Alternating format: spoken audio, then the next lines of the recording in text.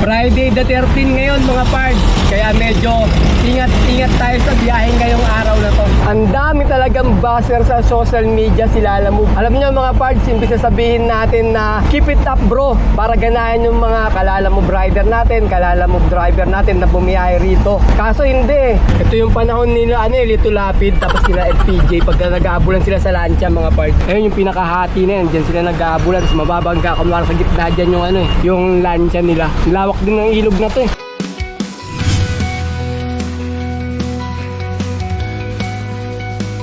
Good day mga pards! Today is another booking day na naman tayo. September 13 ngayon, 2024. Time check, 9:49 AM. First booking natin from Talipapa going to Pasig sa halagang 670. Ang layo ng pickup location ay 2.6 km. 600 kg lang to mga pards ha. Papunta na kami sa may pickup location. Booking pickup sa pards.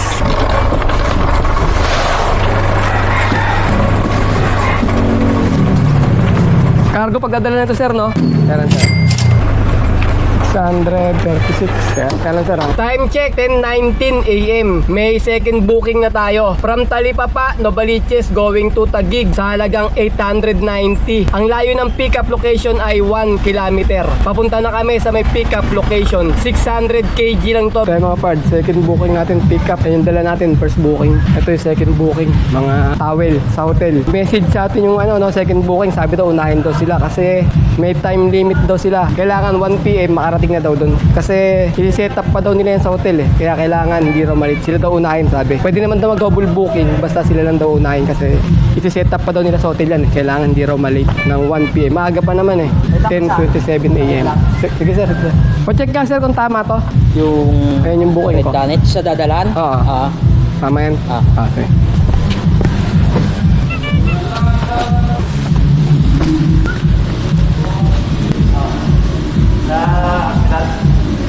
Okay, na-pick up na natin yung double booking natin. Papunta muna tayo sa may second booking natin. Ang layo ng drop-off location natin ay 18 km. Alright, let's go! Ang dami talagang buzzer sa social media si Lalamove mga pards. Alam niyo mga pards, imbis na sabihin natin na keep it up bro, para ganahan yung mga Lalamove rider natin, Lalamove driver natin na bumiyahe rito. Kaso hindi. Ang papangit ng mga pinopost o mga kino-comment sa may social media. Eh ang gusto lang naman namin, di ba? Kumita kami para sa pamilya. Kaya nga yung mga ibang mga Lalamove na nagbablog mga pards, nagagawa nilang magsinungaling eh. Sasabihin nila na malaki ang kita kasi nga dahil sa binabasyo sila kaya nagagawa nilang makapagsinungaling. Sa bagay, wala naman kaming pakialam eh. Kahit ano man sabihin nyo, kahit sabihin nyo mga pakit o mga hindi magagandang salita. Basta kami, lumalaban kami para sa pamilya namin. Friday the 13 ngayon mga pards. Kaya medyo ingat-ingat tayo sa biyahe ngayong araw na to. Di ba nga maraming kasabihan yung mga matatanda pagka ganitong Friday the 13.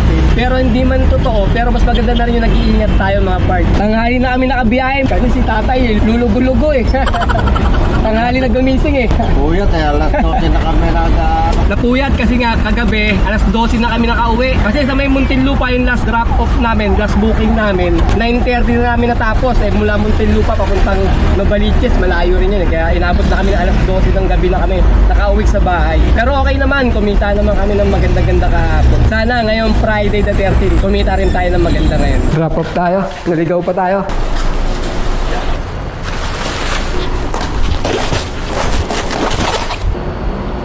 Okay sir, pwede na yun, online.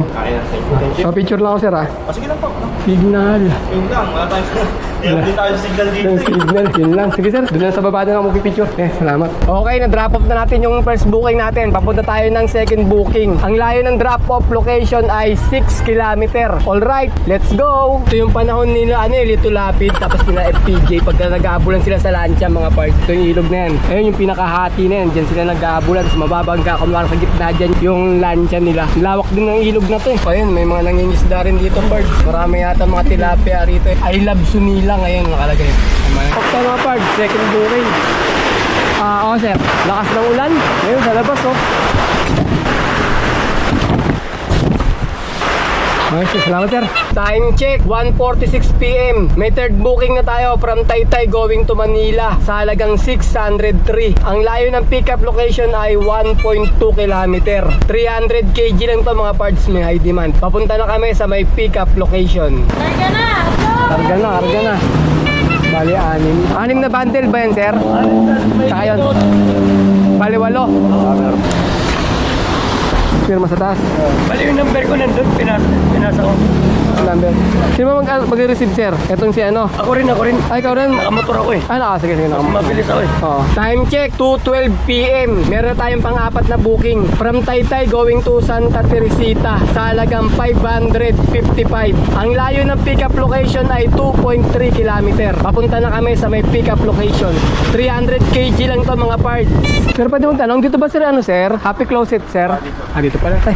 May katulong na. Sige ma'am. 20 na ganito. 20. 20. Baka madumihan dyan. Di ba yung madumihan? Naka-plastic ba yun? Plastic naman eh.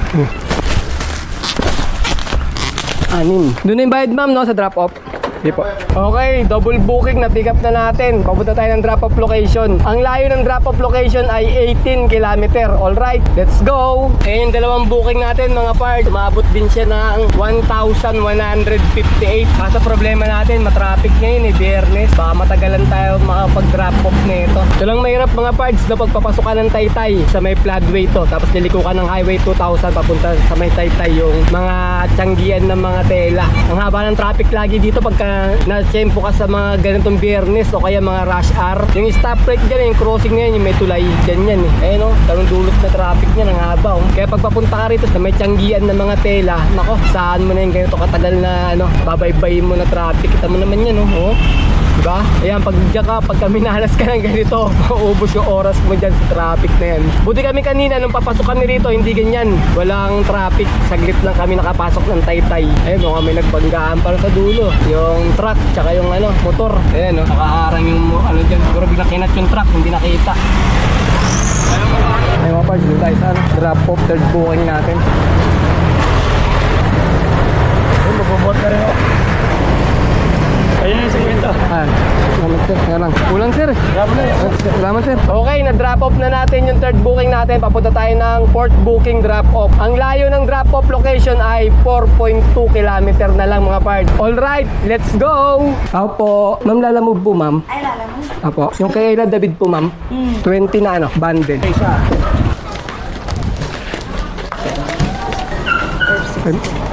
Salamat. Kaya salamat lang. Time check, 6:02 PM. May pang 5 booking na tayo. From Manila, tapos pick up ulit sa Manila, papuntang Pasig, sa halagang 1,140. Ang layo ng unang pick up location ay 2 km. 1,000 kg to mga parts. Papunta na kami sa may pick up location. Sir, lalamove sir rin kay Marcy, sir. Sige sir. Pick up na yung mga parts. Pang 5 booking to.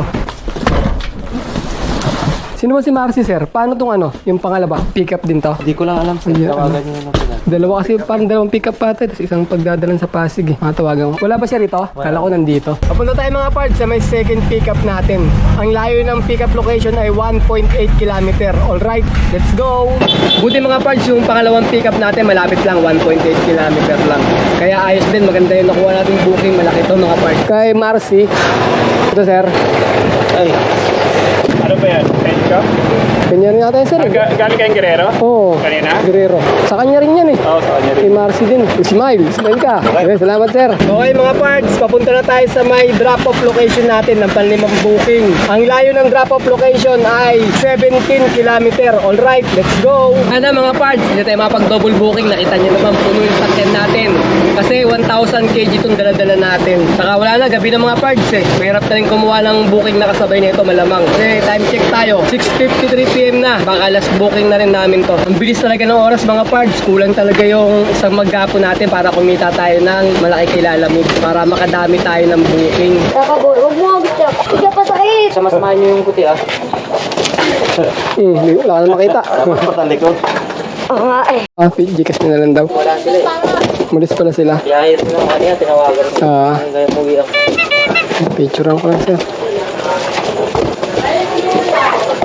At At ayun mga pard, 8:45 ng gabi natin natapos yung last booking natin sa may Pasig. Bali nakalimang booking tayo sa maghapon. At ang kinita namin ay 3,086. Pagkatapos mga pards, nakakuha kami ng 200 plus na tip eh. Kaya sabihin na natin naka 3,300 tayo. Pagkatapos nag-diesel kami ng 800 saka 200 na pangkain, bali 1,000. Ibawas naman natin yun sa 3,300. 3,300 minus 1,000 equals 2,300. Ayun mga pards, naka 2,300 tayo na malinis. Labas na rin yung pangkain, pan-diesel, saka yung commission nila Lalamove.